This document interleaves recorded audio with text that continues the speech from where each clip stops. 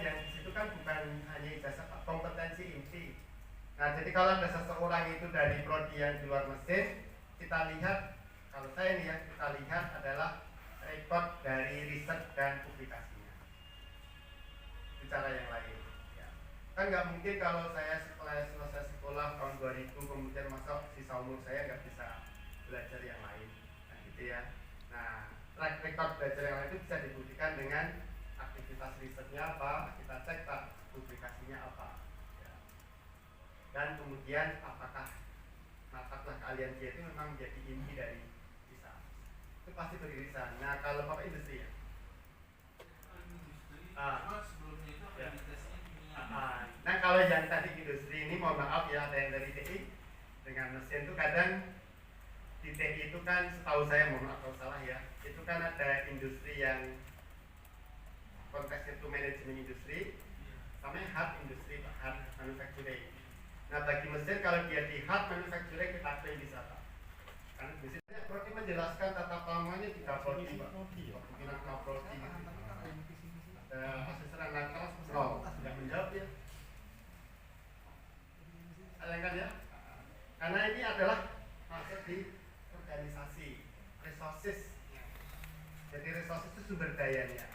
Tapi kalau ada pertanyaan terkait dengan kurikulum, dengan penilaian, ya, dengan kemudian RPS, dengan apalagi standar terkait, itu maksudnya prodi itu pasti jawaban kita. Tapi kalau ada pertanyaan terkait dengan apa misalnya pelayanan kemahasiswaan, apa yang kita jawab biasanya? Prodi kan? Bukan. Tapi banyak prodi yang menjawab itu pelayanan kemahasiswaannya tersedia 2 ruang kuliah, 1 ruang kaprodi, 1 ruang TU, selesai. Labnya 5 gitu ya. Padahal kan di situ yang ditanyakan jelaskan ketersediaan layanan mahasiswa yang dimiliki perguruan tinggi atau PPS yang dapat diakses oleh mahasiswa prodi. Karena resources kita bicaranya. Sehingga kalau misalnya di kampus kita punya auditorium, kita wisuda, kita ke seminar, kita klaim pak itu. Kita punya rumah sakit, punya klinik, kita klaim itu. Karena dia adalah resources termasuk di sarpras, di kemahasiswaan, ya, dan juga sarpras miliknya kampus. Contoh lain lagi misalnya ketenagaan. Ada pertanyaan berapakah jumlah pustakawan? Di mana levelnya? Institut pak, PPS. Tapi kebanyakan hanya punya 1 pustakawan yang ada di prodi. Ya, seperti itu 1 itu. Ya, yang ditanyakan kan dimanapun yang resources dapat kita akses oleh mahasiswa dan dosen prodi. Ya, kita sih yang perpustakaan dia level kuliah, dia level fakultas dia, level departemen dia, level prodi dia.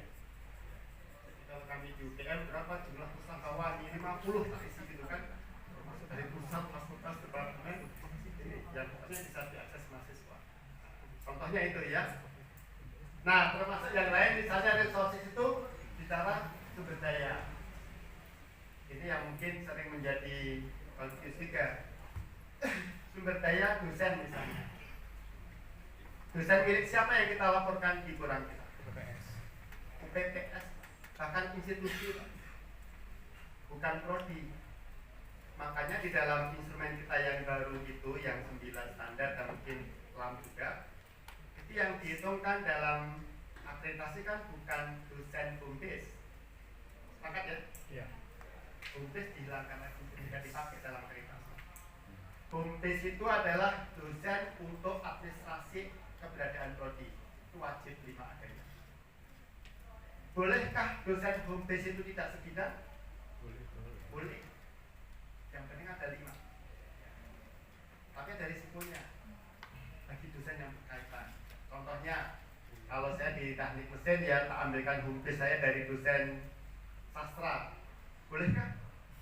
Boleh. Memenuhi syarat 5. Tapi nanti begitu kita tomat teman dosen sastra, kita masukkan home base teknik mesin, saya kasihan sama beliau.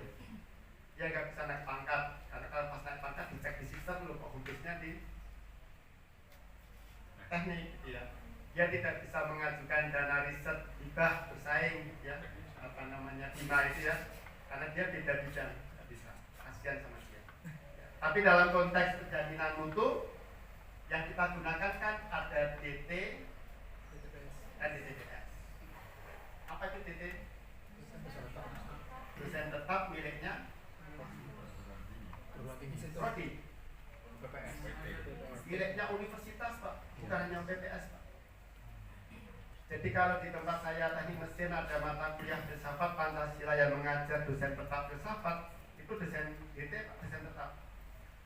Yang mengajar bahasa Inggris dari Fakultas FIB itu dosen tetap bagi kami.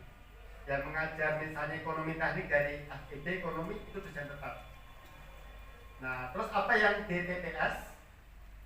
Itu adalah dosen tetap miliknya perguruan tinggi yang mengaku mata kuliah yang sesuai dengan kompetensi inti prodi itu. Nah, kompetensi inti prodi yang menentukan siapa ya, asosiasi prodi itu. Kan sekarang ini gak mungkin tuh satu prodi bisa berdiri eksis sendirian. Pasti kan beririsan ilmu dengan yang lain Pak ya.